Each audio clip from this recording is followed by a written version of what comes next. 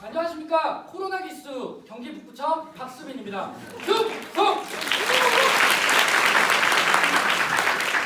네, 감사합니다. 여러분들의 박수 속에서 점심시간을 향한 여러분들의 열망이 느껴지는 것 같습니다. 마지막 주자인 만큼 정말 재밌게 준비했고 또 제 이쁜 이름처럼 발표도 예쁘게 한번 해보도록 하겠습니다. 여러분들께서는 편히 앉아서 보고 즐겨주시면 감사하겠습니다. 그럼 시작하겠습니다. 저는 경찰에 들어오기 전에 사자 직업을 가진 사람이었어요. 특전사와 중사.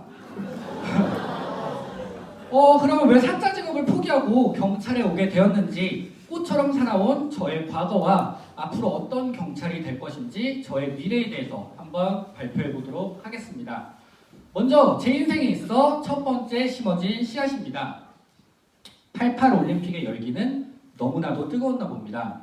10달이 지난 이듬해 봄, 원빈, 현빈, 그리고 수빈,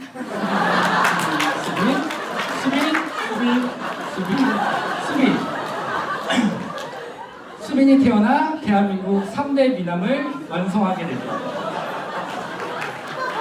대한민국 3대 미남이 누구라고요? 아유, 좋습니다. 저의 어린 시절은 영화 기생충 그 자체였어요. 반지하에 살았었고요. 장마철만 되면 집에 침수는 일상이었어요. 벽면 가득히 곰팡이가 피었었고요. 자다 보면 벌레가 온몸에 기어 올라와서 잠에서 깨곤 했었죠. 저는 그래서 지금도 벌레를 무서워해요. 아마 이 표현이 가장 적당할 것 같아요. 정말 남부럽지 않게 가난했었다. 웃을 타이밍이 아니었습니다. 그래서 그 어린 소녀는 한 가지 다짐을 하게 돼요. 내가 비록 가난하지만 꿈만큼은 가난하게 꾸지 않겠다. 나는 위대한 사람이 될 거야 라고요. 그래서 위인전을 닥치는 대로 봤어요. 이순신전도 보고요. 홍길동전도 보고 춘향전도 보고요. 방자전도 보고요. 단언컨대 방자는 가장 완벽한 위인이었습니다. 두 번째 심어진 씨앗이에요. 저는 학창시절 태권도 선수 생활을 했었어요. 전국대회 나가서 메달도 수상했지만 다리 부상으로 인해서 더 이상 태권도를 할 수 없게 되죠. 실연, 좌절, 방황하면서 친구들과 몰려다니고 학교를 나가지 않고 부모님 가슴에 대못을 박는 그런 철없던 학생이었죠.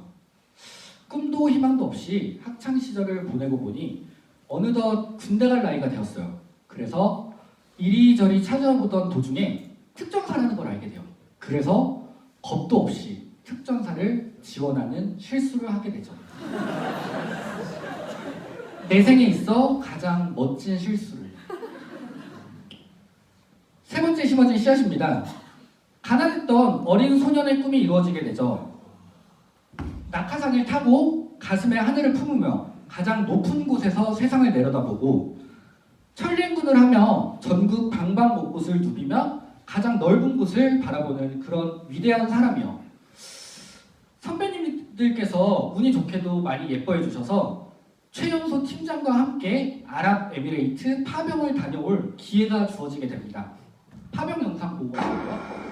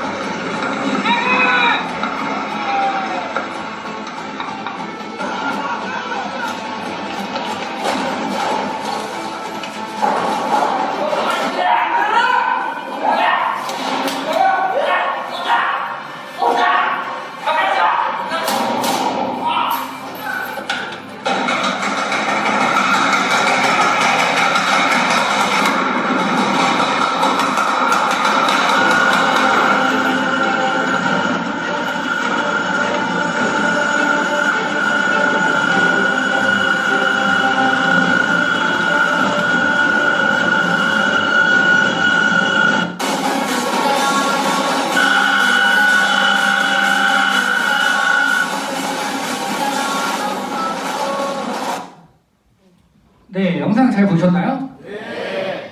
그럼 해외 파병도 다녀오고 장기 복무도 선발됐는데 왜 전역했냐라고 저에게 많이 물어보셔요. 저는 사실 장기 복무를 할 생각이 없었어요.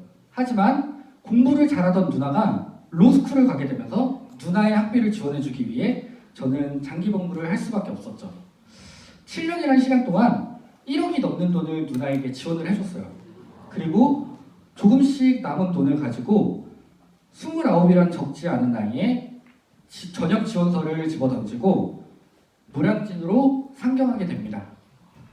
현실은 녹록지 않았어요. 경찰이라는 시험이라는 게 의욕만 가지고 되는 게 아니더라고요. 평생 동안 운동만 했었던 제가 공부를 처음 시작하려고 보니까 ABCD밖에 모르겠더라고요. 성적은 항상 밑바닥이었고 시험은 번번이 떨어졌었어요. 설상가상으로 수험생 신분으로 누나의 학비를 지원해주고 집 생활비를 지원해주다 보니까 잔고마저 금세 바닥이 나버린 거예요. 너무 힘들더라고요. 더 이상 공부를 할 수 없다는 현실이요. 삶의 의욕도 희망도 사라지고 죽고 싶다라는 생각이 들었어요. 그때 잘못된 생각이지만 저는 모든 걸 체념하고 노량진에서 가장 가까운 한강대교로 향하게 됩니다. 뚜벅뚜벅 이렇게 걷는데 그날 밤 따라 날씨는 왜 이렇게 춥던지요. 난간 중간쯤 이렇게 다다랐을 때 난간에 기대서 아래를 이렇게 내려다보는데 주마등처럼 그런 생각들이 스쳐가는 거예요. 사랑하는 우리 부모님, 우리 누나, 우리 댕댕이, 나를 사랑해준 모든 사람들이 생각나는 게 아니라 지옥처럼 훈련했었던 지난 7년간의 군생활이 떠오르면서 와, 내가 여기 빠져도 절대 죽지 않겠구나라는 생각이 듭니다.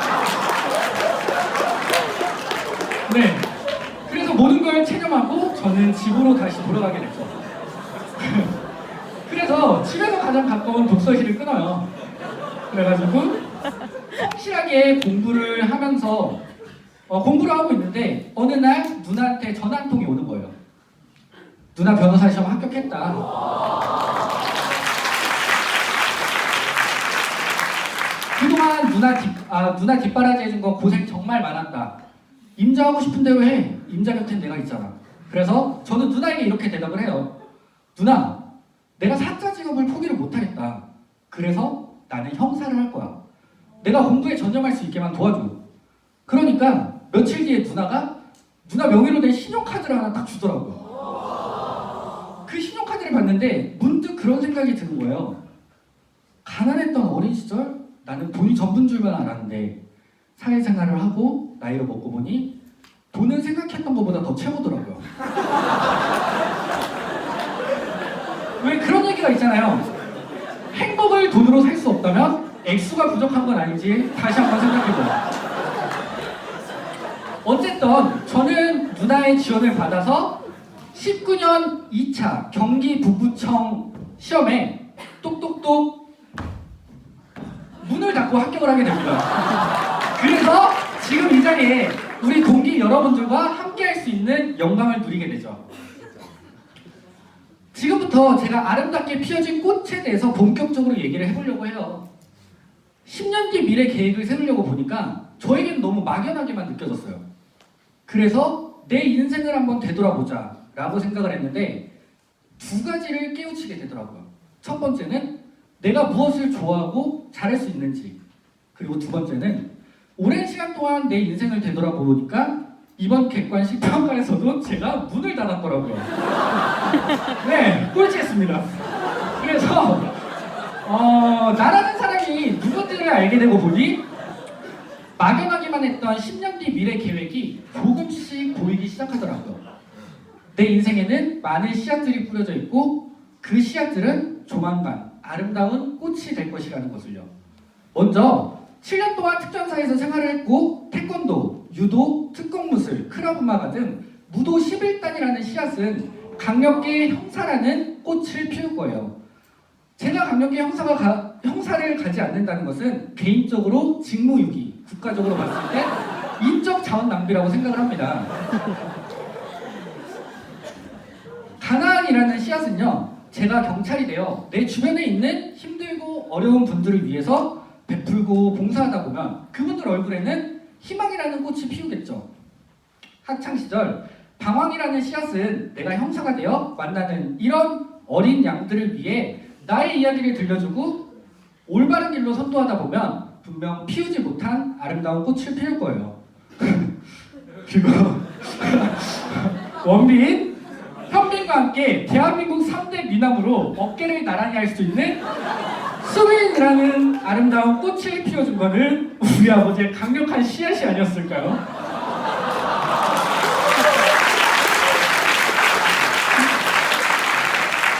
지금까지 봄바람 흩날리는 벚꽃처럼 우연히 씨앗들이 심어졌다면 저는 지금부터 정성껏 씨앗을 심어보려고 해요. 먼저 독서라는 씨앗이에요. 형사로서 기본적인 지식과 소양을 갖추기 위해 한 달에 한 권씩 책을 읽자고 했는데 올해는 벌써 6권이라는 책을 읽었더라고요. 두 번째는 영어 공부라는 씨앗이에요. 제가 해외를 한번 나갔다 보니까 견문이 넓어진다는 것을 피부로 체험하게 됐어요. 그래서 영어 공부를 열심히 해서 해외에서 있을 학술 세미나라든지 연구, 교육, 파견 등을 다녀올 예정입니다. 이러한 씨앗들은 분명 10년 뒤 아름다운 꽃이 되지 않을까요? 혹시 여러분들은 10년 뒤 미래 계획을 세우셨나요? 여러분들의 인생을 한번 되돌아보면 저처럼 많은 씨앗들이 뿌려져 있을 거예요. 여러분들 어깨 위에는 이미 꽃봉오리가 있잖아요. 10년 뒤 여러분들께서는 어떤 아름다운 씨앗이 되시겠습니까? 어떤 아름다운 꽃이 되시겠습니까? 짧지만 긴 이야기 들어주신 청중평가단 여러분들께 진심으로 감사의 말씀을 드리며 이상으로 원빈, 현빈, 수빈의 발표를 모두 마치겠습니다.